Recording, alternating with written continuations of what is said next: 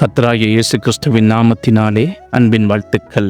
Gilgal missionary தளத்தை பற்றிய 11 பாகங்கள் இதுவரை வெளியிட்டிருக்கிறோம். நீங்கள் கொடுத்த ஆதரவுக்காகவும் இன்னும் நீங்கள் கொடுக்க போகிற ஆதரவுக்காகவும் நன்றி செலுத்துகிறோம். கர்த்தராகிய இயேசு கிறிஸ்துவின் நாமம் மகிமைப்படுவதாக. இந்த நாளிலும் நீங்கள் ஒரு அற்புதமான சாட்சியை கேட்கப் போகிறீர்கள். கில்கால் மிஷன் ஸ்கூலில் ஆசிரியையாகவும் மாலை நேரங்களில் மிஷன் பணிக்காக அநேக மலை கிராமங்களுக்கு சென்று மிஷன் பணியை செய்து கொண்டிருக்கிற ரோஸ்லட் அவர்களின் சாட்சியை கேட்கப் போகிறோம். நிச்சயமாகவே இவருடைய சாட்சி உங்களை அசைக்கும் என்று நாங்கள் விசுவாசிக்கிறோம். காரணம், ஒரே நாளிலே விபத்தில் 6 உயிர்களை இழந்தும் அதற்கு பிறகு ஒரு சில நாட்களில் தகப்பனையும் அண்ணனையும் அக்காவின் கணவரையும் இழந்து நின்ற இந்த சகோதரியின் வாழ்க்கையை தேவன் எப்படி உயர்த்தினார் என்றும் இம்மட்டும் அவரை எப்படி வழி நடத்துகிறார் என்பதையும் நீங்கள் இந்த சாட்சியின் மூலமாக அறிந்து கொள்ளலாம். அனைவருக்கும் பிரைஸ்லா.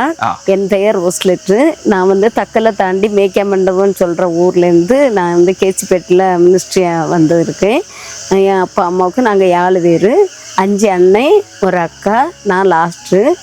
எங்கள் வீட்டில் குடும்பம் ரொம்ப கஷ்டப்பட்டு தான் எங்கள் அப்பா எங்களை வளர்த்தாங்க. விவசாய வேலை செய்வாங்க. அம்மா அப்பா ஆடு மாடு வளர்த்து இப்படி தான் ரொம்ப கஷ்டப்பட்டாங்க. பட் நான் பிறந்ததுக்கப்புறம் அவ்வளோவா நான் கஷ்டப்பட்டேன்னு சொல்ல முடியாது. நாங்கள் ஆல்ரெடி சிஎஸ்ஸை தான், பட் சண்டே கிளாஸ் எல்லாம் நான் ஒழுங்காக தான் போயிட்டு இருந்தேன். அப்புறம் திடீர்னு எங்கள் ஃபேமிலி அண்ணன் மாதிரிலாம் மேரேஜ் பண்ணிட்டாங்க. ஸோ அதுக்கப்புறம் தான் என் வாழ்க்கையில் என் குடும்பத்தில் ஒரு பெரிய சூறாவளி மாதிரி ஒரு பேர் அதிர்ச்சி வந்துச்சு. நாங்கள் கார் வச்சுருந்தோம். அவங்க கன்னியாகுமரிக்கு பாப்பாவுக்கு போய் ரொம்ப நாள் ஆச்சு. எங்கள் அம்மாவுக்கும் ஆசை வந்துச்சு. அம்மாவுக்கு ஆனால் அதுக்கு முன்னாடி தெரிஞ்சிச்சு ஏதோ நடக்க போகுதுன்னா. நான் எங்கள் அம்மா எங்கள்கிட்ட சொல்லவே இல்லை. ஒரு பாஸ்டர் கையில் வச்சு ப்ரேயர் பண்ணிவிட்டு அழுதுட்டு போயிட்டாங்களா. ப்ரேயர் பண்ண முடியலை.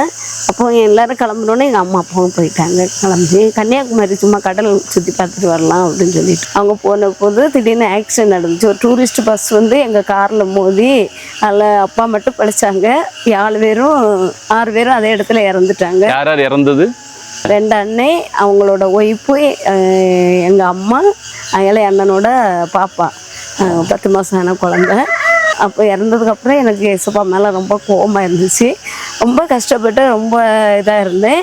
பட் எங்கள் அம்மா நான் அம்மா இறக்கும் முன்னாடியே இன்னொரு மேம்கிட்ட ஒப்படைச்சிட்டாங்க. அம்மாவுக்கு என்ன தெரிஞ்சு எது எனக்கு எல்லாம் சொல்ல தெரியலை. அங்கே கொண்டு அங்கே ஏன் ஒப்படைச்சாங்க? எதுக்கு ஒரு மேம் கிட்ட ஏன் ஒப்படைச்சாங்க? அது தெரியல. எங்கள் அம்மாவுக்கு என்ன தோணுச்சுன்னு சொல்லலை. நான் எல்லாரும் எங்கள் வீட்டில் ஹைட்டும் வெயிட்டமாக ரொம்ப அழகாக இருப்பாங்க. நான் இப்படி இருக்கிறனால ரொம்ப தாழ்வு மனப்பான்மை எனக்குள்ளே இருந்துச்சு. ஸோ அதனால எங்கள் அம்மா அப்பா அதை பார்த்து ரொம்ப கஷ்டப்பட்டுட்டு இருந்தாங்க. அப்போ எங்கள் அம்மா நான் சாக முன்னாடி இவளை எங்கேயாவது ஒப்படைக்கணும், நான் மேரேஜ் வேண்டான்னு ஆல்ரெடி சொல்லிட்டேன், ரொம்ப ஸ்ட்ரிக்டாக சொல்லிட்டேன். பார்த்தாங்க. எனக்கு அது விருப்பம் இல்லை. என்னன்னு தெரியல, எனக்கு அதில் இஷ்டம் கிடையாது. அதுக்கப்புறம் எங்கள் அம்மா அப்பாவுக்கு என்ன நினச்சி ரொம்ப ஃபீல் பண்ணி அழுதுகிட்டே இருப்பாங்க. அப்போ மேம்கிட்ட கொண்டு விட்டாங்க. மேம்கிட்ட கொண்டு விட்டு எனக்கு அம்மா மேலே ரொம்ப கோவமாக இருந்துச்சு. இப்படி கொண்டு விட்டுட்டாங்க அப்படின்னு. மேம்கிட்ட கொண்டு விட்டு ஒரு 8 மந்த்து அது தாண்டினோன்னே எங்கள் வீட்டில் இந்த மாதிரி சம்பவம் நடந்துச்சு. ஸோ அதனால் எனக்கு இயேசுவே இல்லை அப்படின்னு சொல்லிட்டு ரொம்ப மனத்தாட்டில் இருந்தேன். அப்போ எங்கள் அப்பா மட்டும் 28ஆவது நாள் ஆஸ்பத்திரிலேருந்து வந்தாங்க. அப்பாவுக்கு ஃபஸ்ட்டு எல்லோரும் இறந்து தெரியாது.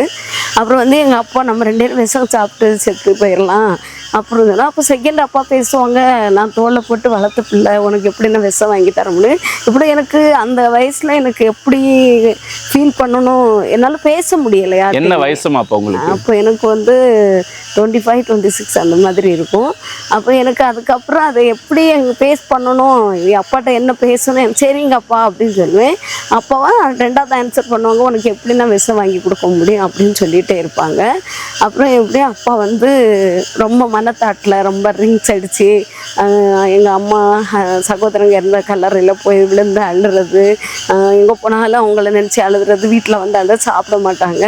எங்கள் அப்பா அதில் மனநிலை பாதிக்கப்பட்டுருவாங்களோ அப்படின்னு சொல்லி எல்லோரும் பயந்தாங்க. ஸோ அப்பாவை 112ஆவது நாள் எங்கள் அப்பா இறந்துட்டாங்க. அப்பா இறந்தோன்னே என்னுடைய வாழ்க்கையில் ரொம்ப வேதனையாக இருந்துச்சு. ஆனால் அதுக்கு முன்னாடி பார்த்திங்கன்னா எனக்கு ஊழியத்துக்கு அழைப்பு இருந்துச்சு. நான் நம்பர் சுசேஷ குழு அந்த இதுக்கு கேம்புகள்லாம் இன்ட்ரெஸ்ட்டாக போவேன். அதனால் எனக்கு ஏசப்பா நரமாம்சம் சாப்பிட்ற அந்த மத்தியில் தான் ஏசப்பா என்ன அழைச்சிட்டு இருந்தாங்க. நான் நிறைய ஊழியம் செய்கிறத மிஸ் பண்ணிட்டேன். எனக்கு அப்போது எனக்கு தெரியும், ஏன்னா நான் ஷார்ட்டாக இருக்கிறேன், மைக்கு பிடிக்க மாட்டேன், பேச மாட்டேன் என்கிற ஒரு தாட்டு எனக்குள்ளே இருந்துச்சு. அதனால தான் நான் எங்கேயுமே போகலை. இப்படி இருக்கும்போது அப்பா இறந்தோடனே எனக்கு ஏசப்பா மேலே பயங்கர கோவமாக இருந்துச்சு. இயேசுவே இல்லை, நம்ம மாம்கிட்டே இருந்துடலாம். அப்படி எங்கள் அப்பா அம்மா இறந்து 112 அப்பா இறந்தாங்க. அடுத்து 2.5 வருஷத்துல எங்கள் அக்கா ஹஸ்பண்ட் இறந்துட்டாங்க. அவங்க மட்டும்தான் உடம்பு நல்ல முடியாமல் அப்படி இறந்தாங்க. ஸோ அக்கா ஹஸ்பண்டு இறந்த 8ஆவது மாதத்தில் எங்கள் ஒரே ஒரு அண்ணனுக்கு தான் வேலை இருந்துச்சு. அந்த அண்ணனும் ஆக்சிடெண்ட்டில் இறந்துட்டாங்க. அந்த நேரத்தில் எங்கள் குடும்பம் உடஞ்சி அப்படி ரொம்ப வேதனையாக இருந்தோம். எங்கேயுமே போகக்கூடாது, நம்மளை ஏதாவது பண்ணிடலாம் அப்படின்னு சொல்லிட்டு நான் அப்படியே இருக்கும்போது கில்கால் ஊழியத்தில் உள்ள ஸ்தாபனத்தின் தலைவர் வந்து என்னை பார்த்து உங்கள் டீச்சர்லாம் ஊழியத்து வாங்க அப்படி கூப்பிட்டுட்டாங்க. ஊழியமே என்னால் வர முடியாது சார் அப்படின்னு நான் சொல்லிட்டு இருந்தேன். அப்புறம் நான் வரேன் அப்படின்னு சொல்லி நான் டைமை வேஸ்ட் பண்ணிகிட்டே இருந்தேன். அப்புறம் திடீர்னால எனக்கு ஆண்டவர் என்கிட்ட பேசிகிட்டே இருந்தார். அதாவது என்ன பேசினா ஒவ்வொரு நாளும் ஒவ்வொரு வசனத்தின் மூலம் பேசிகிட்டு இருந்தார். ஏசப்பாவுடைய காயம், ஏசப்பாவோட தலையில் அடிப்பட்ட காயம், இப்படி நிறைய என் கூட பேசிகிட்டே இருந்தாங்க. ஆனால் நான் அதை ஏசப்பா பேசுகிறாங்க அதெல்லாம் சும்மா அப்படின்னு சொல்லிட்டு நினச்சி அதை அவாய்ட் பண்ணிகிட்டே இருந்தேன். ஒவ்வொரு நாளும் நான் எங்கே வர்றேன்னு சொல்கிறேனே ஆனால் வந்து எனக்கு வர்றதுக்கு இஷ்டம் இல்லை. அப்புறம் மே 28ஆம் தேதி அந்த டைமில் வந்து கூப்பிட்ற வரதா பேசிட்டாங்க. எனக்குள்ள ஒரு பயம், ஏன்னா எங்கள் மாமன் சார் என்னை அம்மா அப்பா மாதிரி பார்த்துட்டாங்க. அதனால அங்கேயே இருந்துடலாம். உங்கள் மேம் சாரோட பேர் என்ன? எங்கள் சாரோட பேர் ரஸ்கின் ராஜி, மாம் பேர் ஹேதரி. இப்போ இருக்காங்களா? இப்போ இருக்காங்க. அவங்க ஸ்கூல் வச்சுருக்காங்க 12th வரைக்கும். எந்த ஊரில்? அதாவது ஆசாரிப்பள்ளம் என்கிற இடத்துல பெல்பீடுன்னு சொல்லி ஒரு ஸ்கூல் வச்சுருக்காங்க. நாகர்கோயிலுக்கு அடுத்த ஸ்டாப் ஆசாரிப்பள்ளம். இப்போ உங்கள் அப்பா அம்மாலாம் எல்லாம் அண்ணெல்லாம் போனதுக்கப்புறம் அவங்க தான் முழுசாக அவங்க தான் என்ன நல்லா பார்த்துக்கிட்டாங்க. அதாவது என்னன்னா அவங்க 3 பிள்ளைன்னு சொல்லுவாங்க. அவங்களுக்கு 2 பிள்ளைங்க, என்ன ஃபஸ்ட்டு பிள்ளை அப்படின்னு சொல்லுவாங்க. நல்ல கேர் எடுத்து பார்த்துட்டாங்க. அதனால எனக்கு போதும் இங்கே இருந்துடலாம் அப்படி தான் நான் ஜாலியாக இருந்தேன். ஏதோ அம்மா அப்பா இருந்தாச்சு, மாம் வந்து நம்ம சாகிற வரைக்கும் எனக்கு வீடு மாம் கூட ரூம் வச்சு தரேன்னு சொல்லிட்டாங்க. அதனால் நான் அங்கே இருந்தேன். அப்போ தனிமையாக இருந்தேன்னு சொல்லிட்டு எனக்கு ஹாஸ்டலுக்கு விட்டாங்க. அழுதுகிட்டே இருந்தேன்னு ஹாஸ்டலில் விட்டு எனக்கு நான் நிறைய பிள்ளைங்கள்ட்ட நல்லா பேசிட்டு எடுத்துகிட்டு அப்படி ஏதோ என்னோடய வாழ்க்கையில் இனி வேறு எதுவுமே பண்ண முடியாது அப்படி இருந்தேன். அப்போ தான் இங்கே கில்கால் ஸ்தாபனத்தில் ஊழியத்துக்கு அழைச்சாங்க. நான் வருவேனா வரமாட்டேனா, சரி வர்றேன் அப்படின்னு சொல்லிட்டு ரொம்ப இதாக இருந்தேன். அப்புறம் தான் ஒரு நாள் திடீர்னு எங்கள் ஸ்கூலில் வந்து கிறிஸ்மஸ் ப்ரோக்ராம் வைப்பாங்க. அப்போது சாப்பாடு அங்கேயே மாம் ரெடி பண்ணிடுவாங்க. பண்ணிவிட்டு ஈவினிங் வந்து வெளியே கூட்டிகிட்டு போவாங்க அன்றைக்கி ஒரு நாளும். அப்போ திடீர்னு அன்றைக்கி சாட்சி சொல்ல சொன்னாங்க. எல்லாருமே சாட்சி சொன்னாங்க 4 பேர். நான் என்ன சாட்சி சொல்ல போகிறேன் அப்படின்னு சொல்லிட்டு நான் நினச்சிட்டு இருந்தேன்.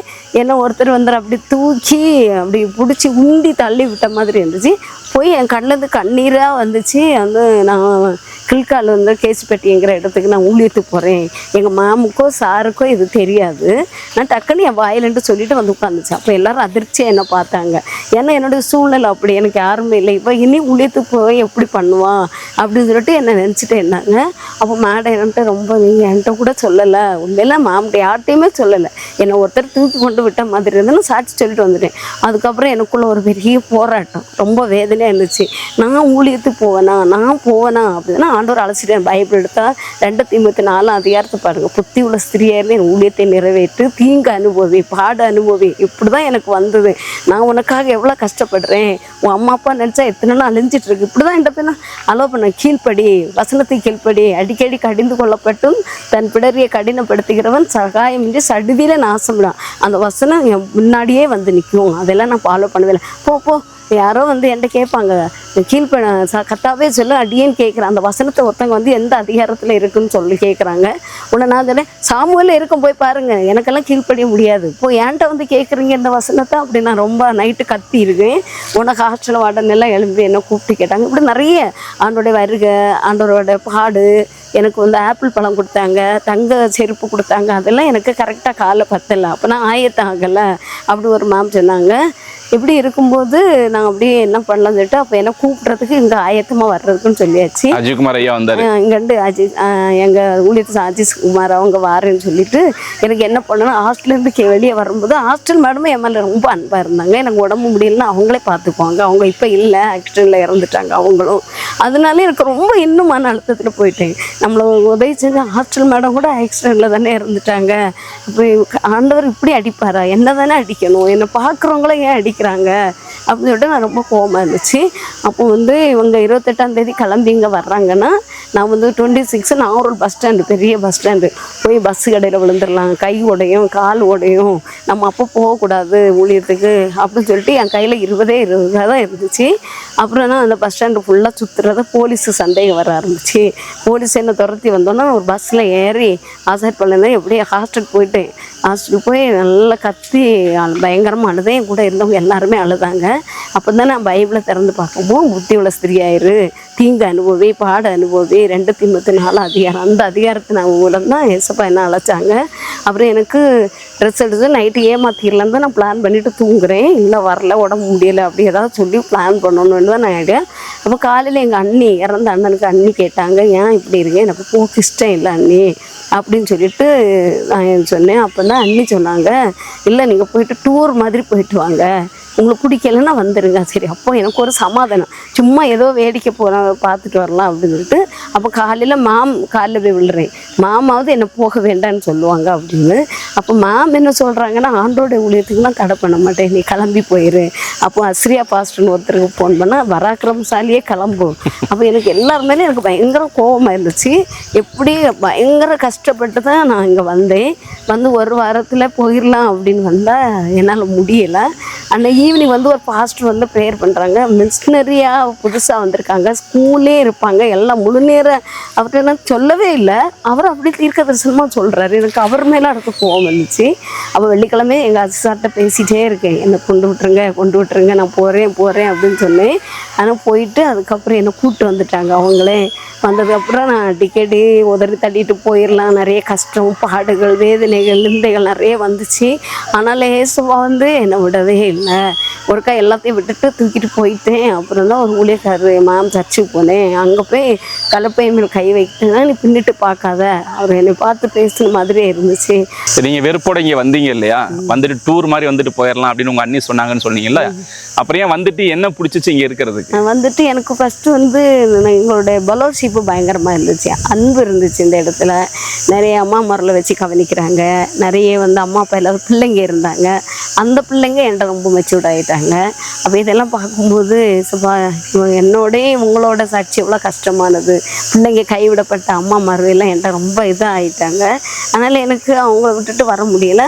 பட் போகும்போது ஏசப்பா ஏதாவது வசனத்தின் மூலம் எனக்கு வந்து கால் வந்து எழும்புறதுக்கு ஏசப்பா விடலை. நான் கிளம்புலாம் அப்படி தான் நான் சில டைம், அநேக டைம் நான் நினச்சிருக்கிறேன் ஊழியத்தை விட்டு போயிடலாம். ஆனால் ஏசப்பா என்னை விடலை. எனக்கு நிறைய நான் இங்கே வந்து நிறைய அனுபவம் பெற்றிருக்கிறேன். நான் ஃபஸ்ட்டு கஷ்டம் இல்லாத வாழ்ந்தேன். ரொம்ப இதாக ஈஸியாக, கஷ்டம்னா என்னன்னு தெரியாது, பணம்னா என்னன்னு தெரியாது, அப்படி வளர்ந்தேன். ஆனால் ஊழியத்துக்கு வந்த பிறகு நிறைய காரியங்களை ஏசப்பா எனக்கு கற்றுக் கொடுத்துருக்காங்க. அதனால் இப்படி தான் இருக்கும், ஊழியத்துக்கு வந்தால் இவ்வளோ பாடு உண்டு, வேதனை உண்டு, அப்படி இருக்கும். அதனால தான் ஏசப்பா சம்டைம் என்கிட்ட எப்படி பேசுகிறேன்னா, என்னை விட நீ அதிக வேதனை அனுபவிச்சியா, அந்த மாதிரி வார்த்தை எனக்கு காதில் கேட்கும். ஏசப்பா கை காலில் இருக்கிற காயத்தை வந்து என் முன்னாடி தூக்கி காணிப்பாங்க.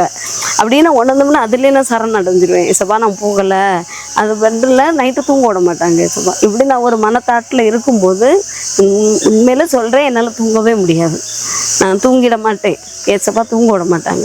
அப்புறம் ஏசப்பாட்ட நான் சாரி கேட்டேன், இல்லை ஏசப்பா நான் போகலை, என்னை மன்னிச்சுக்கோங்க அப்படின்னு சொல்லிட்டு, நான் செஞ்ச தப்பு தான் அப்படின்னு சொல்லி சாரி கேட்ட பிறகு தான் ஏசப்பா நல்லா தூங்க வைப்பாங்க. அது எனக்கு ஏசப்பா என் கூட அம்மா அப்பாவாக இருக்காங்கன்னு நல்லா உணர முடியுது. இப்போ இது எந்த பலவீனாலும் ஸ்கூலுக்கு போகிறதுக்கு, ஈவினிங் மினிஸ்ட்ரி போகாமல் என்னால் இருக்க முடியல.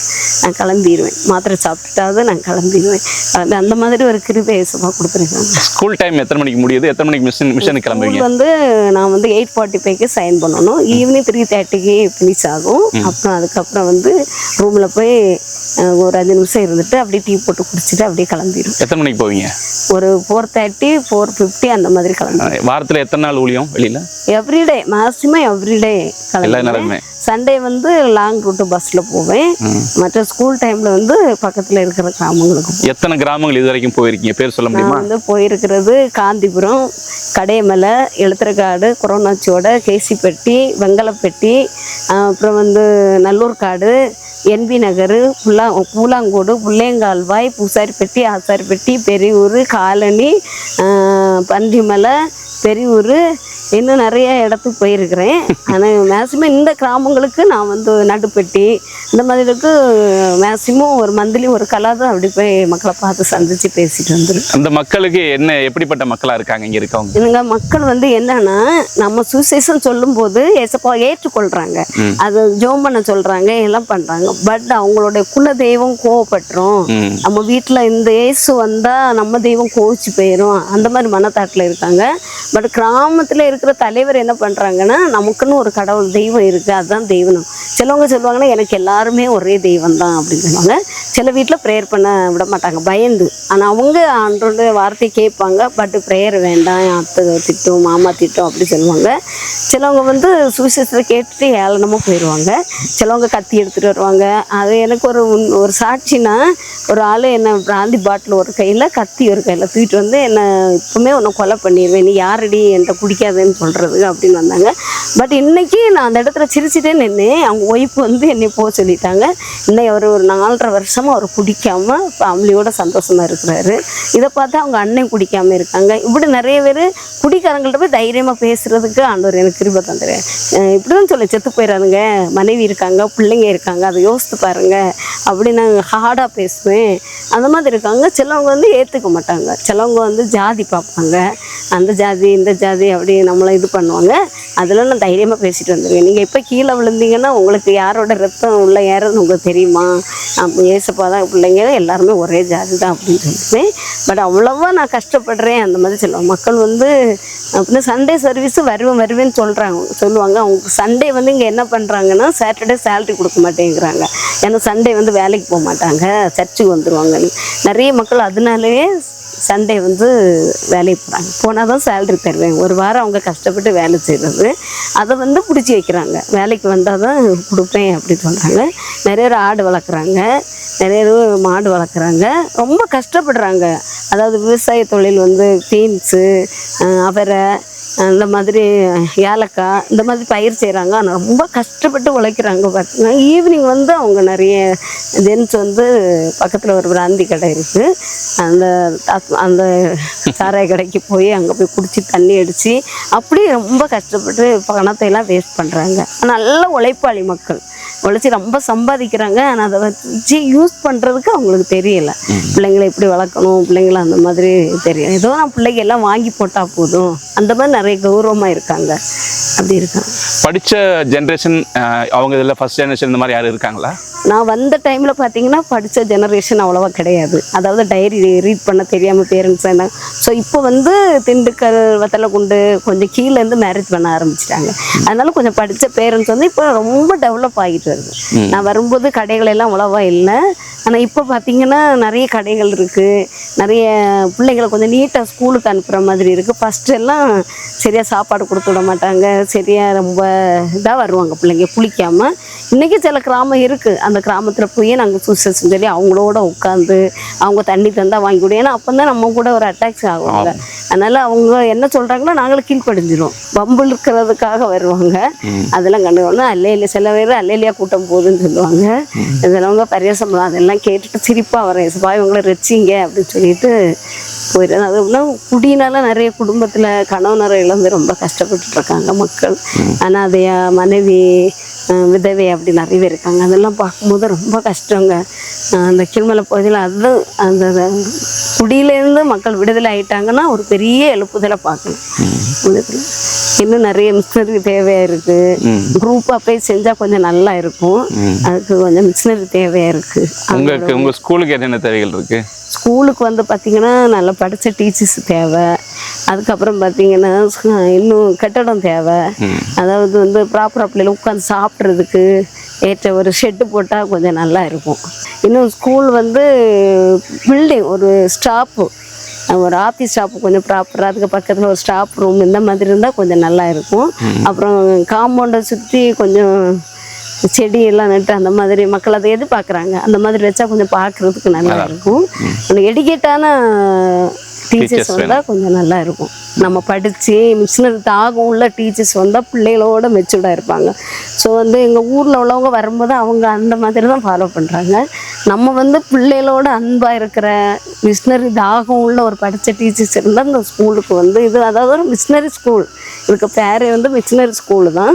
அப்போ நம்ம பிள்ளைகளை உருவாக்கணும்னா மிஷினரி டீச்சர் சார் நல்லா படித்தவங்க வந்தால் பிள்ளைகளை என்ன எடிக்கேட்டாக கொண்டு வர்றதுக்கு கொஞ்சம் நல்லா இருக்கும். இப்போ பழங்குடியினர் பசங்க வந்து பழக்க வழக்கமே அவங்க ஊரில் வித்தியாசமாக இருக்கும். அவங்களெல்லாம் எப்படி இங்கே இருக்காங்க, எப்படி மெயின்டைன் பண்ணுறீங்க? பழக்க வழக்கம் பார்த்தீங்கன்னா சம்டைம் சாப்பாடு கொண்டு வர மாட்டாங்க, சம்டைம் வந்து ஷர்ட்டில் பட்டன் இருக்காது, செப்பல் போட மாட்டாங்க, தலை சீக மாட்டாங்க. நாங்களே தலை சீவி கொடுத்துருக்கோம், நாங்களே எங்களுக்கு சாப்பாடு கொடுத்துருவோம். இங்கே உள்ள மக்கள் பார்த்திங்கன்னா நிறைய பிள்ளைங்கள ஃப்ரீயாக படிக்க வைக்கிறோம். படிக்க வச்சா என்ன நடக்குதுன்னா அந்த நம்ம ஹெல்ப் பண்ணுறதை பற்றி அவங்களுக்கு அந்த இது தெரியலை. அதாவது வந்து இவங்க ஹெல்ப் பண்ணுறாங்க, பிள்ளை ஒழுங்காக அனுப்பணும், நமக்கு இது கிடைச்ச வாய்ப்பு, அந்த மாதிரி நிறைய பேரண்ட் என்ன நினைக்கிறாங்கன்னா பிள்ளை போனால் போட்டு அவ்வளோதான், பிள்ளைய வந்து ஸ்கூலுக்கு ஒழுங்காக அனுப்ப மாட்டாங்க. அதான் எங்களுக்கு பெரிய வருத்தமான காரியம் என்னென்னா பிள்ளைங்களை ஒழுங்காக ஸ்கூலுக்கு அனுப்ப மாட்டாங்க. ஸ்கூலுக்கு அனுப்பாமலே வச்சுட்டு 1 month 2 week அப்படி தாண்டி அப்போ எங்களுக்கு எப்படி டீச் பண்ணி அவங்கள கொண்டு வரணும்னு தெரியல. பட் வந்து இந்த பிள்ளைங்களை வந்து நாங்களே ஹோம்ஒர்க் எல்லாம் எழுத வைப்போம். ஏன்னா அம்மா அப்பாவுக்கு சொல்லி கொடுக்க தெரியாது. அந்த பிள்ளைங்க குளிப்பாட்ட மாட்டாங்க, அந்த வீடை போய் பார்த்தீங்கன்னா சுத்தமாகவே இருக்காது, அதுலேயே சமைச்சி அதுலேயே தூங்கி அப்படி ரொம்ப இதாக இருக்கும். பட் இப்படிப்பட்ட கிராமத்துலேருந்து ஒரு 3-4 பிள்ளைங்க எங்கள்கிட்ட இருக்காங்க படிக்கிறதுக்கு, நாங்களே வச்சு படிக்க வைக்கிறோம். ஏன்னா அவங்க வந்து ஃபஸ்ட்டு வராமல் இருந்தாங்க, இழுத்து கொண்டு வந்து இப்போ எங்களோட மெச்சூர்ட் ஆகிட்டாங்க. அப்படி அவங்க இப்போ நல்லா இருக்காங்க. 2 பிள்ளைங்க எங்களோட, அந்த ராஜேஸ்வரி வீரபாண்டி, அந்த 2 பிள்ளைங்களோட சூழ்நிலையை பார்த்தா இப்போ ரொம்ப டிஃப்ரென்ஸாக இருக்குது, எங்களுக்கே சந்தோஷமாக இருக்குது. அந்த கிராமத்தில் இன்னும் இருக்காங்க, ஆனால் பிள்ளைங்க அனுப்ப மாட்டேங்கிறாங்க. ஒழுங்காக அம்மா அப்பாவுக்கு இப்போவுமே அனுப்ப தெரியலைன்னா அப்புறம் இவங்க எப்படி வளர்ப்பாங்க, அந்த மாதிரி சங்கடமாக இருக்கும். அப்படி பார்த்தா சின்ன வயசுலேயே அப்பா போடுற பாக்கு அதை எடுத்து வாயில் வைக்கிறது, பெரியவங்க குடிச்சிட்டு போகிற பிராந்தி பாட்டிலேருந்து அதை சொட்டாக எடுத்து அதை குடிச்சு பார்க்குறது. பட் யூகேஜி ஃபஸ்ட் ஸ்டாண்டர்ட் படிக்கிற பிள்ளைங்களே இந்த மாதிரி பண்ணுறாங்க. அதை பற்றி பேரண்ட்ஸுக்கு கவலையே இல்லை. ஏதோ ஸ்கூலுக்கு போகிறான், நான் வாங்கி போடுறேன், எப்படி ஒழுக்கத்தில் வளர்க்குன்னு நிறைய பேரண்ட்ஸுக்கு தெரியல. நீங்கள் கற்றுக் கொடுக்கணும் அது தெரியல. அப்படின்னா பிள்ளைகள்கிட்ட இஷ்டத்தை மொபைல் கொடுக்குறது, பிள்ளைகளுக்கு வந்து மொபைலுன்னா அதை எடுத்து ஹோம்ஒர்க் எழுத மாட்டாங்க, அந்த மாதிரி பண்ண நாங்கள் நல்லா ட்ரை பண்ணிகிட்ருக்கோம். ஒவ்வொரு கிராமத்துக்கும் போய் தினமும் போய் சில்ட்ரன் நிகழ்ச்சி எடுப்போம். அப்போ நாங்கள் இந்த ஒழுக்கத்தையெல்லாம் சொல்லிக் கொடுப்போம், குளிக்க வைங்கன்னு சொல்லுவோம், சுத்தமாக பிள்ளைய ஸ்கூலுக்கு அனுப்பணும்னு சொல்லுவோம். அப்படியே அதை சிலவங்க ஃபாலோ பண்ணுறாங்க, சிலவங்க வந்து அப்படி ஹெல்ப் பண்ணுற பிள்ளைங்க தான் மேக்ஸிமம் ஸ்கூலுக்கு வராமல் இருக்காங்க. அதான் எங்களுக்கு பெரிய சங்கடம். நீங்கள் எப்போ ஊருக்கு போனீங்க? அதுக்கு முன்னாடி லாஸ்ட் டிசம்பர் போய் ஒரு ஃபங்க்ஷன் இருந்துச்சு வீட்டில், அதுக்கு போயிட்டு வந்தது. மேலே எல்லோரும் கூப்பிட்டுட்டே இருக்காங்க, அதனால் என்னால் ஒர்க் இருக்கனால மேனாலே பிபிஎஸ் போவாங்க, அந்த மாதிரி நிறைய ஒர்க் இருக்கிறனால போகலை. இப்போ உங்கள் குடும்பத்தில் யாரெல்லாம் இருக்காங்க உங்கள் கூட பிறந்தவங்க? எனக்கு ஃபர்ஸ்ட் அண்ணன் இருக்காங்க, அப்புறம் தேர்ட் அண்ணன் இருக்காங்க, அக்கா இருக்காங்க, நாங்கள் 4 பேர். உங்கள் அண்ணன் இவ்வளோலாம் இருந்தாலும் சப்போர்ட் இருந்தாலும் இங்கேயே இருக்கணும்னு ஏன் யோசிக்கிறீங்க? சரி, எனக்கு என்ன நடக்குன்னு, ஆனால் வந்து சில விஷயத்தில் என்னோட தாங்கக்கூடிய சக்தி கிடையாது. நான் இசைப்படுத்தினேன், ஏன்னா சில இதில் எனக்கு நல்லா அட்ஜஸ்ட் பண்ணுவேன். சில டைம் நான் வளர்ந்து இதை பார்க்கும்போது சில இதில் எனக்கு அட்ஜஸ்ட் பண்ணதில்லை, அதுக்கு நான் இசைப்பாட்டை அழுவேன். எனக்கு என்னென்னா எனக்கு உடம்பு வந்து வெயிட்டே 28 தான். அப்போ டாக்டரே சொல்லுவாங்க, எனக்கு அந்த சில காரியங்களை வந்து எனக்கு அந்த வெயிட்டு இதனால சில விஷயங்களெல்லாம் என்ன அட்ஜஸ்ட் பண்ண முடியலை. அப்போ அம்மா ஞாபகம் வரும், அம்மா இப்படி வளர்த்தாங்க. சம்டைம் எனக்கு அந்த சூழ்நிலைகள் சில பிரச்சனைகள் வரும்போது சிலவங்க இது பேசுகிற வார்த்தைகளை கேட்கும்போது எனக்கு அந்த பிரச்சனை, அப்போ அம்மா அப்பா ஃபீலிங் ரொம்ப வரும், அடுத்தாங்க மறந்துடுவேன். இப்போ பட் எனக்கு ஒரு பெரிய கிருபைனா எல்லோரும் இறந்த நாள் கூட நான் மறந்துடுவேன், அது எனக்கு ஞாபகம் வர மாட்டேங்குது. அதுக்கப்புறம் தான் ஐயோ அப்படின்னு இதாக இருக்கும். எத்தனை வருஷம் இங்கே கில்கால் எப்படியோ ஓடணும்னு நினைக்கிறீங்க? எனக்கு அதெல்லாம் சொல்ல தெரியல. எனக்கு போகணுன்னு தான் சம்டைம் நினைக்கிறேன்னு தவிர இங்கேயே ஃபுல் லைஃப் இருக்கணும்னு இது இல்லை. எனக்கு சார் வந்து ஃபுல் லைஃப்னு எழுதி வச்சுருக்காங்க ஃபார்மில். ஆனாலும் இந்த இடம் உங்களை விட மாட்டேங்குது. நான் அதில் எனக்கு எங்கள் வீட்டில் போனாலும் இனி வந்து நம்மளால் அட்ஜஸ்ட் பண்ண முடியுமான்னு தெரியாது. வர்ற ஜெனரேஷன் அது எப்படி இருக்க போகுது அப்படி அண்ணன் பண்ணுவாங்க, அண்ணி பண்ணுவாங்க, அப்புறம் அடுத்த ஜெனரேஷன் எப்படி இருக்குன்னு நம்மளால பிள்ளைங்க இருக்கிற பேரண்டே வந்து இங்கே தான் இருக்காங்க. அப்போ நமக்கு யாருமே இல்லாமல் நம்மளை யார் எப்படி பார்ப்போம் அப்படின்னு நினைப்பேன். ஆனால் ஏசப்பா பின்ன நினைப்பேன், ஏசப்பா நன்றி, ஒரு நல்ல இடத்த கொடுத்துருக்கீங்க, ஒரு பரிசுத்தமான இடத்த கொடுத்துருக்கீங்க, அதை நினச்சி நான் சந்தோஷப்படுவேன். அப்புறம் எங்கள் மேடத்தை சாரை விட்டுட்டு வந்துட்டேன்னு சம்டைம் ஃபீல் பண்ணுவேன். அவங்கள பார்த்தீங்களா போய்? அவங்க போகும்போதெல்லாம் பார்ப்பேன். எனக்கு உடம்பு விளையினா அவங்க காசு தருவாங்க. அவங்க என்ன ஒரு பிள்ளை மாதிரி, நான் ஆனால் எதுவும் கேட்க மாட்டேன் அவங்கள்ட்ட. ரொம்ப இனி அவங்கள இது பண்ணக்கூடாது அப்படின்னு சொல்லிட்டு ரொம்ப டச் இல்லாமல் அப்படி இருக்கேன். எப்போது இருக்கா பேசுவேன், அவ்வளோதான். பண்ணுற மாதிரி மேடங்கிட்ட தான் அப்படி இருக்கணும் அந்த ஆசையெல்லாம் இல்லை. ஏசப்பா இன்னைக்கு எங்கே ஊழியம்? இன்னைக்கு ஈவினிங் கொரோனா சுவடுன்னு சொல்கிற இடத்துக்கு போகணும்னு நினச்சேன். எத்தனை பேரா போவீங்க? 1 வீக் ஒரு காலம் போவேன். இல்லை நீங்கள் மட்டும் போவீங்களா கூடாது? இப்போ நான் தனியாக தான் மேக்ஸிமம் போயிட்டுருக்கிறேன். சண்டே சாட்டர்டே சண்டே சீபா சிஸ்டர் வருவாங்க. சரி சரி சரி சரிம்மா, ரொம்ப சந்தோஷம். இன்னும் ஆண்டவருக்காக ஓடுங்க. உங்களோட சாட்சி ரொம்ப அருமையான சாட்சி. இவ்வளோ இழந்தும் நீங்கள் கடவுளுக்காக நிற்கிறீங்கிறது பெரிய விஷயம். நானும் அப்படி நிற்போன்னு தெரியாது. கேட்குறவங்களுக்கும் அது புரியும் நினைக்கிறேன். எப்படின்னா செத்து போயிடலாம் அப்படிதான் நினைச்சேன். ஆனால் எனக்கு சாக தெரியல. எங்கள் அப்பா மட்டும் விஷம் வாங்கி கொடுத்துருந்தாங்கன்னா ஒருவேளை அதுலேயே நான் பழச்சிருப்பேன்னா என்னன்னு எனக்கு தெரியல. அவ்வளோ இதாக இருந்து இன்னைக்கு சிரிக்கிறேன். அழக்கூடாதுன்னு கண்ட்ரோல் பண்ணிட்டு இருக்கிறேன். இந்த வார்த்தையை எடுத்தாலே எனக்கு கண்ணில் தரையாக தான் முடியும்.